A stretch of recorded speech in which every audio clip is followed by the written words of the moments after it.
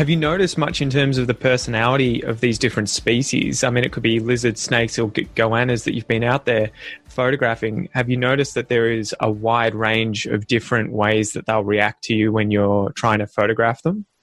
Yeah, that probably depends on the situation, but probably what we could talk about there is temperaments, individual temperaments within the same species. So I could go out and I could go and catch 10 brown snakes, and generally speaking, they have a temperament, and they're quite nervous snakes, and they can get quite defensive. But you'll find within those 10 individuals that I've caught and photographed, they'll act in 10 different ways. No kidding. So a lot of people don't understand. They'll be like, oh, all snakes are aggressive and all snakes are this. And it's like, no, the species as a whole might have traits that are represented throughout all the individuals, but then each one has an individual temperament. And I try and liken that to a dog. You know what I mean? You can go and pat 10 Labradors and you'll probably get, Labradors in general, yes, they are a pretty kind family dog, but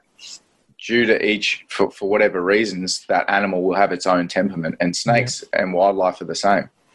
Well, I guess it's an evolutionary thing too, where you probably need a wide range of behaviors, like innate ones, just in case the environment changes. If all of a sudden you have a drought with a great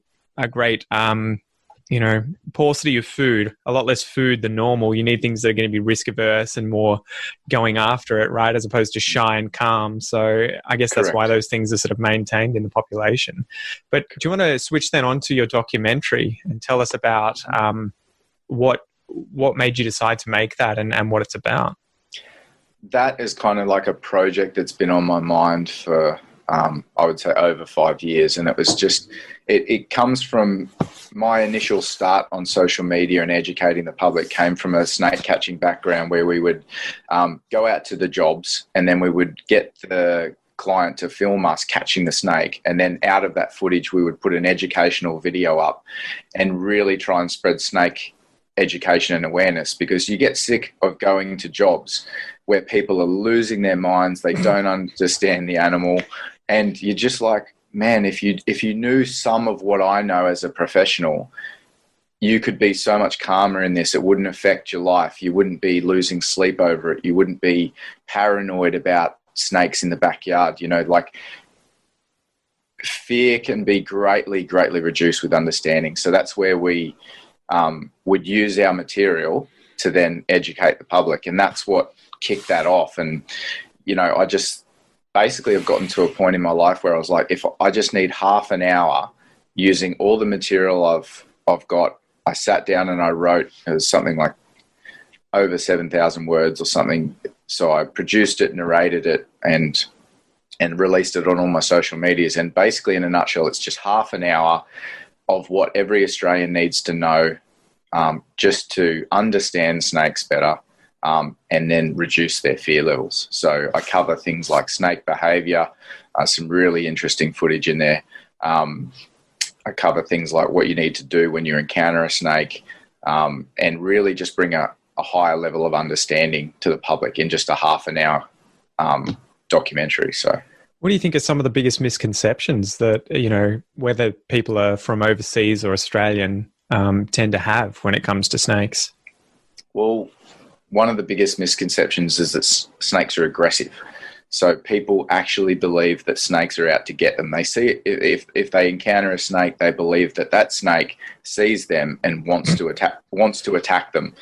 And I describe this or depict this in the video very clearly, and I say this is what happens when a snake is hunting prey. And you'll see 3 examples where a snake will fly out of its enclosure and attack a prey item because they've picked up the scent, they can see it, and they absolutely go for it with everything they've got. Yeah. And they don't do that to humans. So when they defend themselves, they perceive us as a large predator, and all they're doing is they're in defense mode. And this happens instinctually, that they're programmed from, you could get a snake that's newborn and it'll come out of its egg. 2 days later, if it encounters something larger than that, it'll just rear up and start doing this behavior because it's instinctive and it's indoctrinated into its DNA to be able to do that behavior. So when we come across a snake, we're larger than, many times larger than these animals. They perceive us as a predator, and they can become defensive. So what I try and do in the documentary is differentiate what is defensive behavior and what is aggressive behavior, and really show the public what is the difference, and that snakes are not aggressive towards us, they're defensive.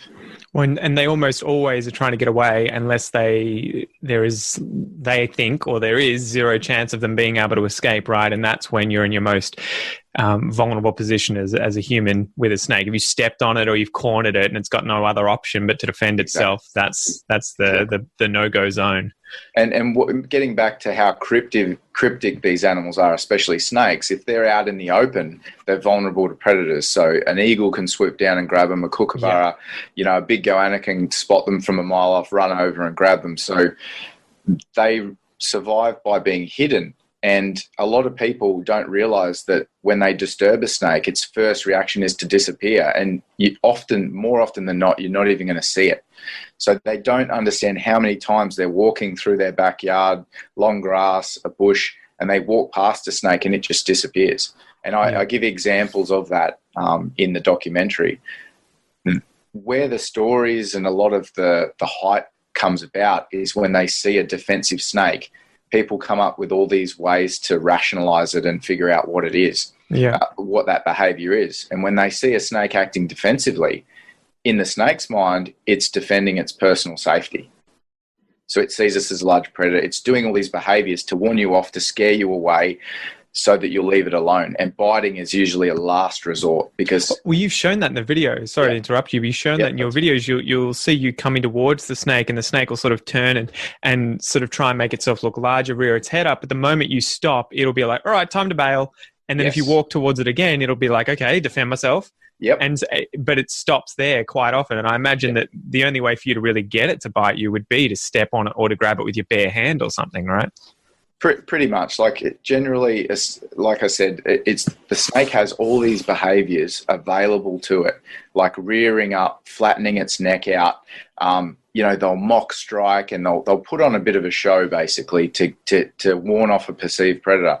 Biting for it is the last resort, because if it does bite, if it's a venomous snake, it's potentially wasting its venom, and B, it's coming into contact with a predator. So that would be like, you'd see these two guys out at the pub, they're shaping up to each other. One of them sort of, puffs his chest up and goes like that to the other one, and he gets scared and runs away. Their last resort is to actually come into contact with each other when it comes to wild animals, because all they're doing is risking breaking a fang, getting attacked themselves. So they're thinking, if I can just put on this big show and I can warn that predator off, and they do it instinctively. There's not a lot of thought that happens behind this. It's just instinctive behavior that they do. So if I can get people to understand that the biting is not an intentional, I'm going to get you and bite you type scenario, then that's at least helping to overcome some of that negative stigma that snakes have.